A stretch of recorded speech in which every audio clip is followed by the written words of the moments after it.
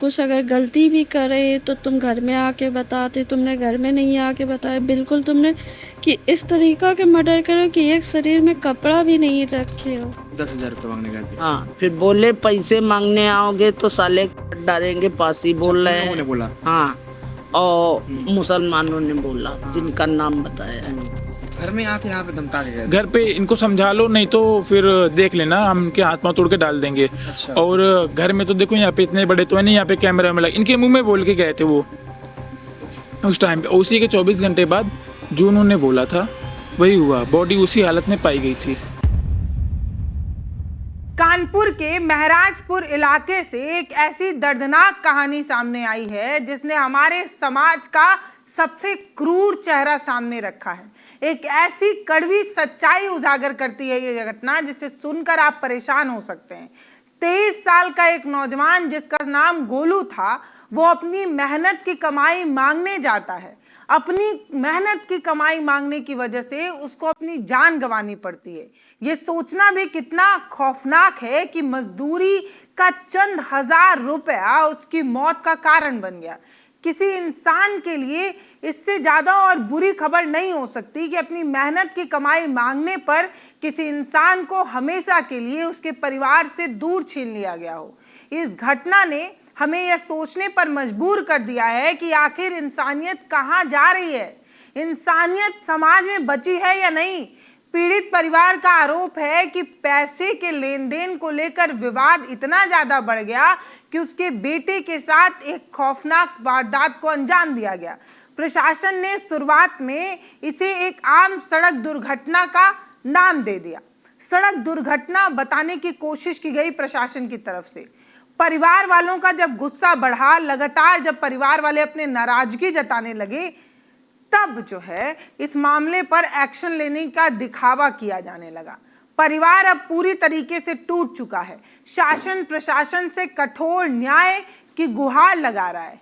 आप समझिए कि ये कितनी बड़ी बात हो सकती है एक परिवार के लिए कि मजदूरी का पैसा मांगने पर कहानी खत्म कर दी जाती है। आइए सबसे पहले मृतक के बड़े भाई को सुनते हैं। घटना वाले दिन आखिर ऐसा क्या विवाद हुआ, आखिर ये सारी घटना क्यों हो गई, बड़े भाई क्या कह रहे हैं सुनिए। इस तरीके साथ ये हुआ था कि पहले भाई चलाता था ट्रक। अच्छा। कुछ दिन बाद वो 2 महीने से छुट्टी में था, तो यहाँ पे मोहल्ले में मुसलमान रहते हैं। मुसलमानों की वो DCM गाड़ी चलाने लगा भूसे पे, और जिसकी गाड़ी चलाता था उनका नाम था नबीन, और उसका दूसरा पार्टनर था इसाक। अच्छा। कुछ दिन चलाया, कुछ दिन बाद उसका पैसा बाकी पड़ा था, तो उनसे पैसा अपना मांगने के लिए उनके मोहल्ले में गया था। अच्छा। करीब 5,000 7,000 जो भी हो वो उसके, हाँ उसका हिसाब किताब था। हाँ, अपना कमाई मांगने गया था। इन लोगों ने उससे लड़ाई झगड़ा किया, बोले पैसा हमारे पास अभी नहीं है। तो गोलू ने भी आपस में इनकी गाली गलौज हुई। अच्छा। फिर इसाक ने इनके पास, हमारी माता जी के पास फ़ोन किया और बोले कि अपने लड़के को समझा लो, ये गाली गलौज कर रहा है। जो ट्रक का मालिक था उन्होंने फोन। हाँ, ट्रक के मालिक ने बोला कि अपने लड़के को समझा लो, और नहीं तो इसके हाथ पैर तोड़ के हम फेंक देंगे। महज कुछ हजार रुपए के लिए शुरू हुआ ये विवाद इतना भयानक रूप ले लेगा, किसी ने सोचा नहीं था। किसी को पता नहीं था कि इस तरीके की घटना होने वाली है। 15 तारीख की शाम को गोलू अपने घर से निकलता है और फिर कभी वापस नहीं लौट पाता है। परिवार वाले ये आस लगाकर बैठे थे कि शायद हो सकता है किसी काम में उलझ गया हो, किसी काम में फंस गया हो। लेकिन जब उन्होंने गुमशुदगी की रिपोर्ट दर्ज कराने की कोशिश की तो उनके पैरों के नीचे की जमीनें खिसक गई, आसमान फटने को आया। पुलिस ने उन्हें बताया कि एक अज्ञात शव बरामद हुआ है। ये मामला सिर्फ एक सड़क दुर्घटना का नहीं है दोस्तों, आप समझिए। परिवार वालों ने जो सच्चाई दिखाई है, जो सच बताने की कोशिश की है, वो एक अलग एंगल दे रहा है। पुलिस की थ्योरी पर ही बड़े सवाल खड़ा कर रहा है। घटना स्थल पर जो स्थिति थी, जो घटना थी, वो एंगल को दूसरी तरफ ले जाती है। ये कोई सामान्य दुर्घटना या हादसा नहीं था। शरीर पर कपड़े का एक भी टुकड़ा नहीं होना घटना स्थल की स्थिति एक गहरे साजिश की तरफ इशारा करता है। ऐसे में परिवार का पुलिस प्रशासन का शुरुआती जांच पर ही सवाल उठाना लाजमी है। आप सड़क दुर्घटना बता रहे हैं, सड़क दुर्घटना में कपड़े थोड़ी उतर जाते हैं, सड़क दुर्घटना में बॉडी नंगी हो जाती है क्या? आइए सुनते हैं कि जब परिजनों ने इस बारे में पता लगाया, उन्हें पता चला, तो पुलिस का रवैया कैसा रहा और वो पुलिस पर ही कैसे सवाल खड़े कर रहे हैं। ध्यान से सुनिएगा। 1-2 घंटे के बाद में उन्होंने बताया कि तुम्हारे भाई की लावारिस में डेड बॉडी हमने अस्पताल भेज दिया, जिला अस्पताल, और वहाँ से जाके पोस्टमार्टम करवा के अपनी डेड बॉडी ले लो। उन्होंने बोला कि वो एक्सीडेंट केस है, और जिस अवस्था में वो पाया गया था वो वीडियो भी हमारे पास है। पूरे शरीर के कपड़े उतरे हुए थे। अच्छा। और रोड से 500 मीटर कंस्ट्रक्शन चल रहा है, गिट्टी पड़ा हुआ है, उस गिट्टी के ऊपर पड़ा हुआ था। अच्छा। तो हम कैसे मान लें कि एक्सीडेंट है? एक माँ के लिए अपने जवान बेटे को इस हालत में खोने से बड़ा दुख और दुनिया में क्या ही दुख हो सकता है। गोलू की माताजी की आंखों में जो आंसू है, उनकी जो कपती हुई आवाज है, उसमें जो दर्द भरा हुआ है, इस दर्दनाक घटना की पूरी गवाही दे रहा है। असल में सारा विवाद 2 गाड़ियों को चलाने और उसके एवज में मिलने वाली दिहाड़ी को लेकर शुरू हुआ था। गोलू स्पष्ट रूप से किसी एक व्यक्ति के लिए काम नहीं करना चाहता था, किसी एक का बंधुआ मजदूर नहीं बनना चाहता था। जो आरोपियों को बिल्कुल रास नहीं आ रहा था, अगर ड्राइवर हो तो सिर्फ हमारे यहाँ रहो। जब उसने अपने हक के लिए पैसे मांगे तो उसे घर आकर सरेआम धमकी दी गई, उसकी साथ दबंगई दिखाई गई, बदमाशी की गई। इन लोगों के अंदर ना तो कानून का कोई खौफ था, ना प्रशासन से कोई डर था। ये घटना सिर्फ एक परिवार की नहीं है, बल्कि उस दिहाड़ी मजदूर के लिए एक चेतावनी है। ईमानदारी से अगर आप अपना घर चलाना चाहते हैं तो आप नहीं चला सकते।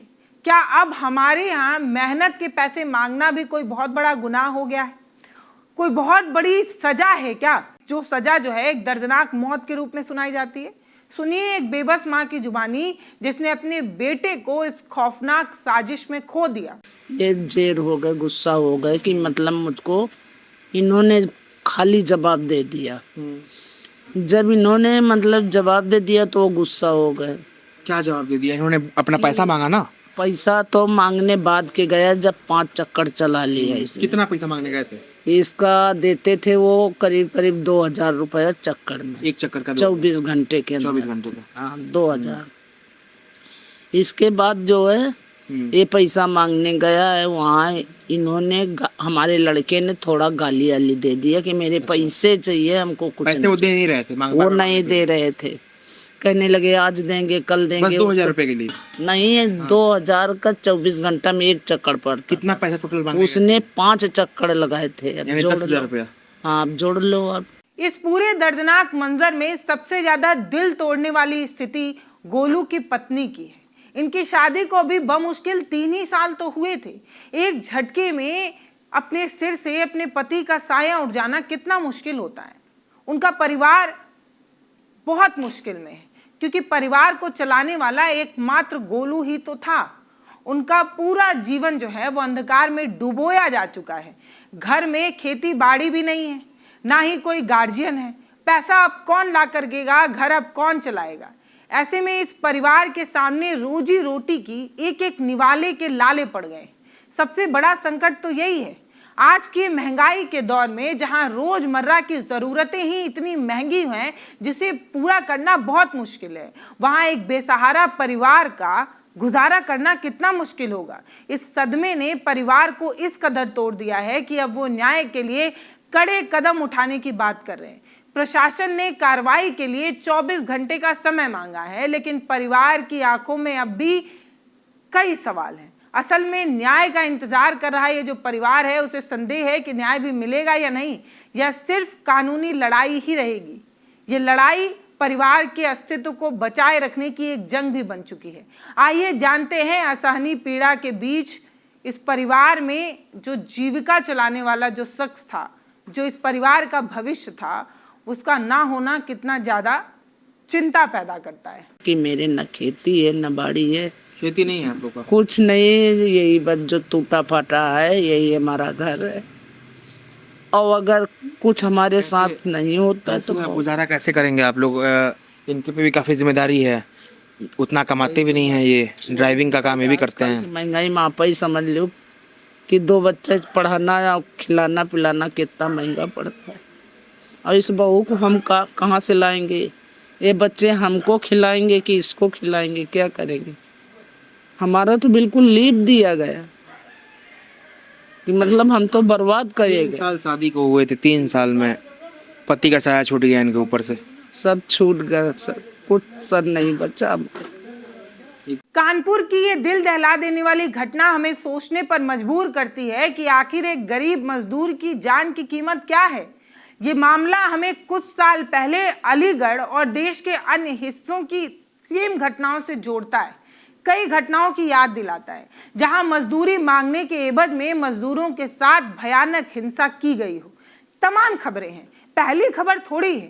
चंद रुपए के लिए, सिर्फ चंद रुपए के लिए किसी इंसान के साथ इतना क्रूर व्यवहार करना हमारी व्यवस्था और हमारे समाज पर एक करारा तमाचा है। इंसानियत कैसे मर चुकी है। मजदूरी करा रहे हो तो पैसा भी दो। गोलू की पत्नी, जिसकी शादी को महज 3 साल हुए थे, आज उसका भविष्य अंधकार में डूब चुका है। बिना किसी गार्जियन के, बिना किसी ठोस आय के ये परिवार अपना जीवन कैसे काटेगा? ये बहुत बड़ा सवाल है। पुलिस कह तो रही है कि 24 घंटे के अंदर कार्रवाई कर देंगे, 24 घंटे का आश्वासन दिया तो जा चुका है, लेकिन क्या असल में परिवार जो सख्त और निष्पक्ष न्याय की बात कर रहा है वो उन्हें मिल पाएगा? जो मांग परिवार की तरफ से की जा रही है वो जायज तो है, लेकिन क्या प्रशासन दे पाएगा? अपराधियों का इस तरीके से बेखौफ घूमना हमारे समाज में एक बहुत बड़ा खतरा है। हम मांग करते हैं प्रशासन से, हम अपील करते हैं प्रशासन से कि इस मामले में गहराई से जांच की जाए, जो दोषी हैं उन्हें सख्त सजा मिले। और अगर आपको लगता है कि प्रशासन सोया हुआ है तो उसे जगाने के लिए इस वीडियो को वहां तक पहुंचाइए।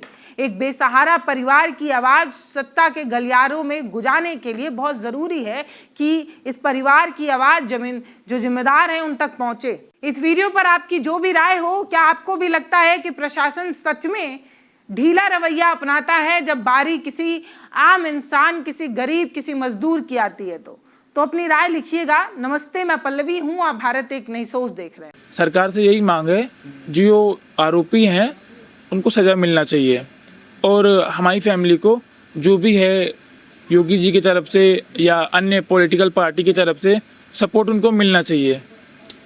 जो उनको बनता हो सपोर्ट वो मिलना चाहिए, दोनों चीज़ें।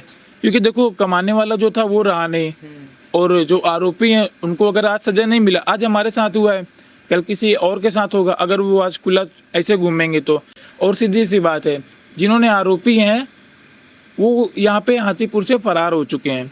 अच्छा, जैसे उन लोगों को मालूम चला कि ऐसा ऐसा हुआ है, कि उन लोगों का नाम आया है, तो वो तब से फरार हो गए। तभी उन्होंने इसहाक की माँ को उठाया वहाँ से पुलिस वालों ने।